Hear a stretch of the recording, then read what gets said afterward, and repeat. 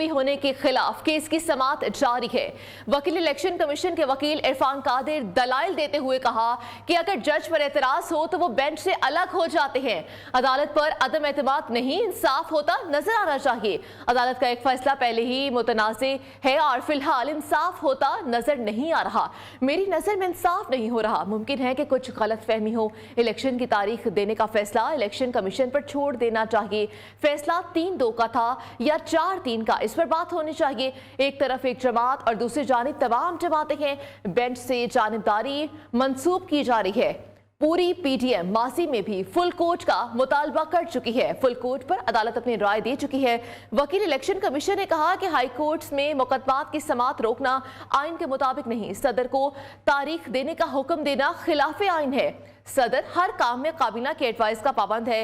Election act में सदर को इख्तियार सिर्फ आम इंतखाबात के लिए है। मजीद बात करेंगे शाकिर अब्बासी से। शाकिर, क्या मामला है ये बताइएगा।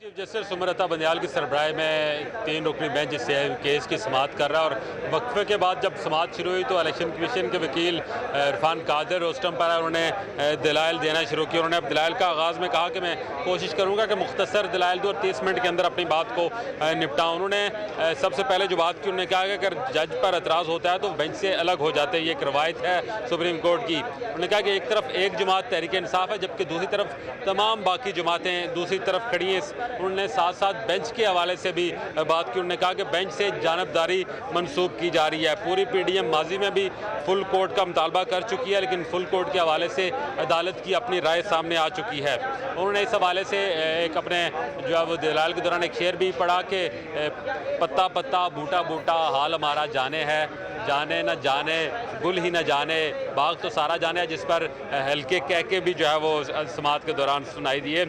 अदालत के फैसले के हवाले से इरफान कादिर का कहना था कि अदालत एक फ़ैसला पहले ही दे चुकी है जो तनाज़ात का शिकार हुआ है। फ़िलहाल इंसाफ होता हमें नज़र नहीं आ रहा क्योंकि मुमकिन है कि कुछ गलतफहमी हो जिसे दूर किया जाए।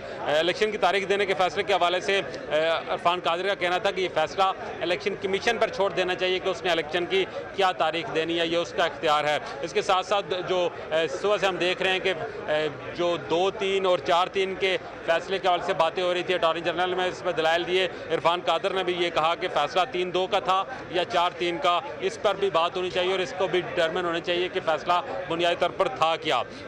इसके साथ साथ इरफान कादिर ने कहा कि कोई 9 जजेस में से 4 ने दरख्वास्तें खारिज की, बाकी इससे अलग हुए, जबकि 3 जजेस ने सिर्फ हुक्मनामा जारी किया है। इसके साथ साथ उन्होंने कहा कि जो 1 मार्च का अदालती हुक्मनामा था वो अक़लियती हुक्म था, वो अक्सरियती हुक्म नहीं था।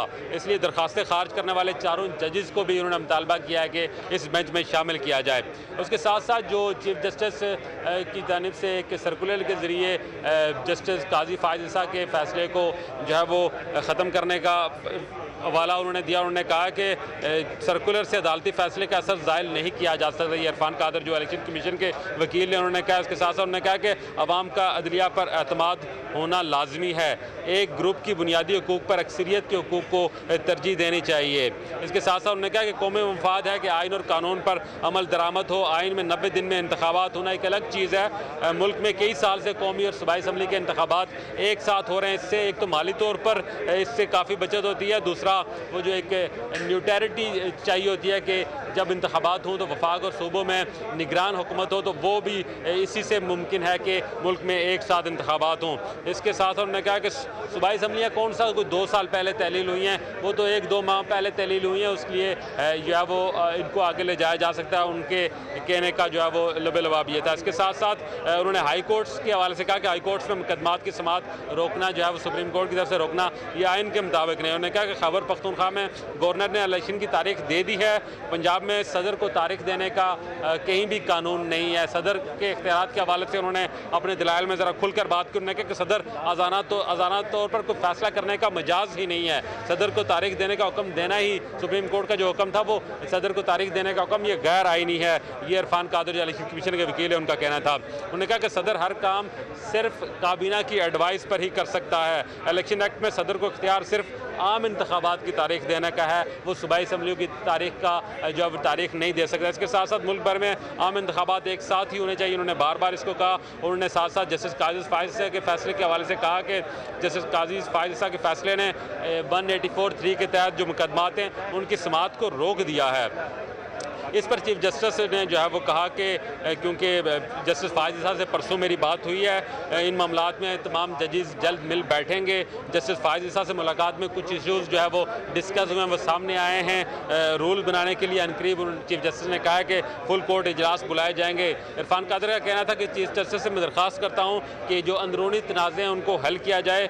तनाज़ात हल करने तक मुकदमात की जो समाअत है 184(3) के जो मुकदमात हैं उन्होंने मुतालबा किया है कि ये जो रोक दी जाए, क्योंकि जस्टिस फायज़ ईसा एक सीनियर जज हैं और उनके फैसलों को नज़रअंदाज नहीं किया जा सकता। इस वक्त ये समाअत अहम जारी है और इस वक्त इलेक्शन कमीशन के वकील इरफान कादर जो है वो अपने दलाइल दे रहे हैं। जी ठीक है, शाकिर अब्बासी ये बताएगा कि क्या आज कोई भी इसके हवाले से फैसला आने के इम्कानात हैं?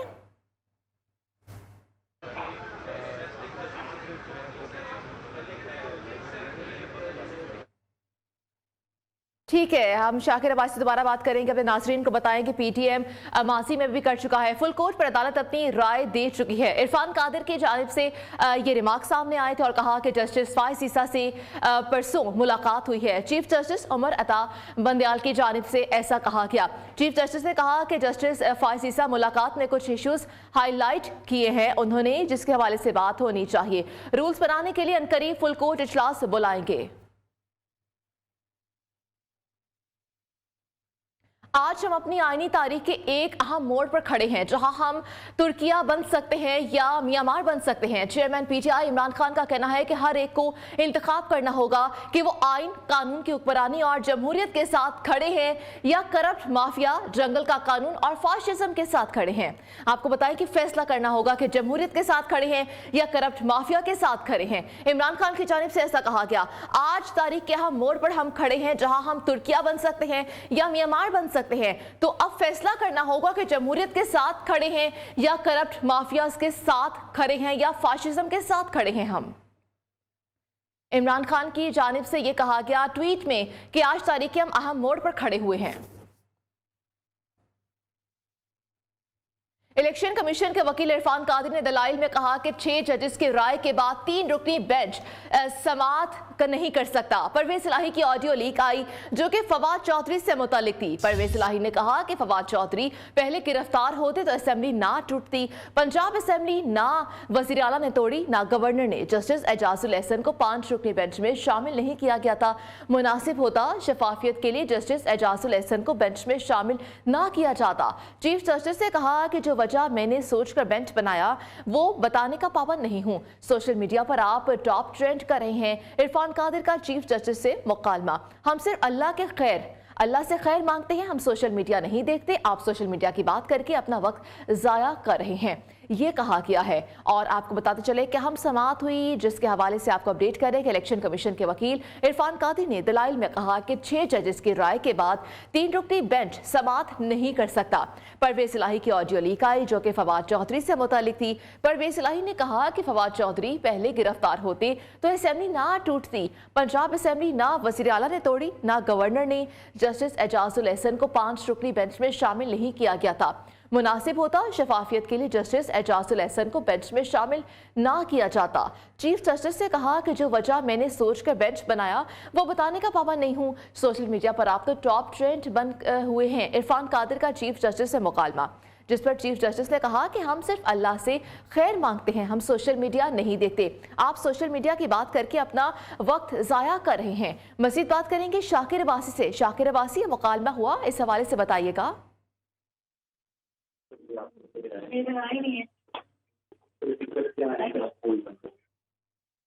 शाकिर अब्बासी, आप सुन पा रहे हैं तो यहाँ मुकालमा हुआ इरफान कादर का चीफ जस्टिस का, इस हवाले से बताइएगा।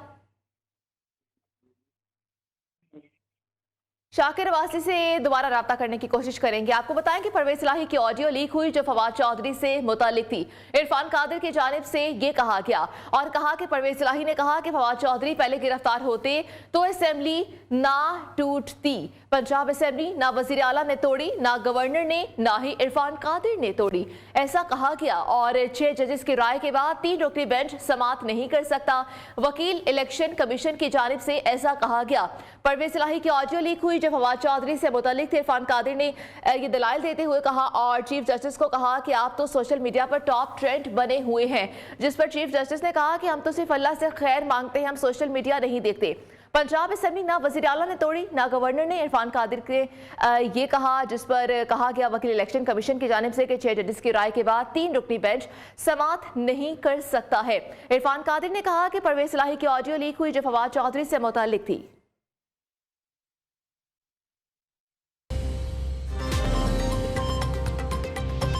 रूल्स बनाने के लिए अनकरीब फुल कोर्ट इजलास बुलाएंगे। चीफ जस्टिस के इंतखाबात इल्तवा केस में रिमार्क्स। वकील इलेक्शन कमीशन इरफान कादिर ने 3-4 मुतनाज़े हल करने तक मुकदमात की समाअत रोकने की इस्तदा कर दी।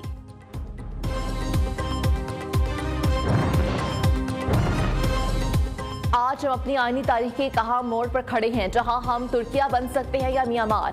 चेयरमैन तहरीक इंसाफ इमरान खान ने कहा कि हर एक को इंतखाबात और इंतखाब करना होगा कि वो आइन, कानून की हुक्मरानी और जमहूरियत के साथ खड़े हैं या करप्ट माफिया, जंगल का कानून और फाशिज्म के साथ।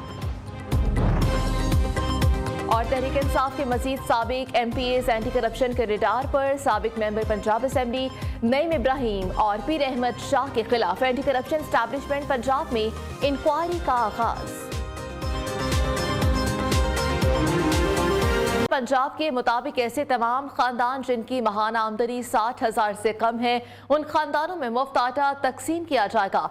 मुफ्त आटा स्कीम के तहत अब तक 3 करोड़ से ज्यादा आटे के थैले मुफ्त तकसीम किए जा चुके हैं। आज 11,28,536 आटे के बैग अब तक तकसीम किए गए हैं। निगरान वज़ीर आला पंजाब मोहसिन नकवी, निगरान वज़रा और सेक्रेटरीज आटा पॉइंट्स के दौरे करके फराहमी बेहतर बनाने में मसरूफ़ अमल हैं। वज़ीर आज़म आज़ाद जम्मू कश्मीर का रियासती असेंबली में करतारपुर तस कॉरिडोर खोलने से मुतालिक मंजूरी की गई। मुतनाज़े करारदाद को वापस लेने के साथ तहकीकात का हुक्म। कंट्रोल लाइन के दोनों इतराफ से कायदीन ने शहदा के मिशन की तकमील तक जिद्दोजहद जारी रखने का अज़म का इजहार किया। वज़ीर आज़म आज़ाद कश्मीर ने हुर्रियत रहनुमाओं को एतमाद में लेकर मुतनाज़े करारदाद को वापस करने के साथ तहकीकात का हुक्म देकर कश्मीरियों को मुस्बत पैगाम दिया। वज़ीर आज़म आज़ाद कश्मीर ने कहा कि दुनिया को मसला कश्मीर की संगीनी से आगाह करने के लिए कश्मीरी वफूद बाहर भेजेंगे। मकबूजा कश्मीर की आज़ादी की तहरीक चलाने में हम हमेशा सफ़े अव्वल में होंगे। वज़ीर आज़म आज़ाद कश्मीर रियासत जम्मू कश्मीर की कश्मीरी हुर्रियत क़यादत के एहसास में दी गई ज़ियाफ़त में कश्मीरी कायदीन को यकीन दहानी के साथ शहदा के मिशन की तकमील तक जिद्दोजहद जारी रखने का अहद भी किया।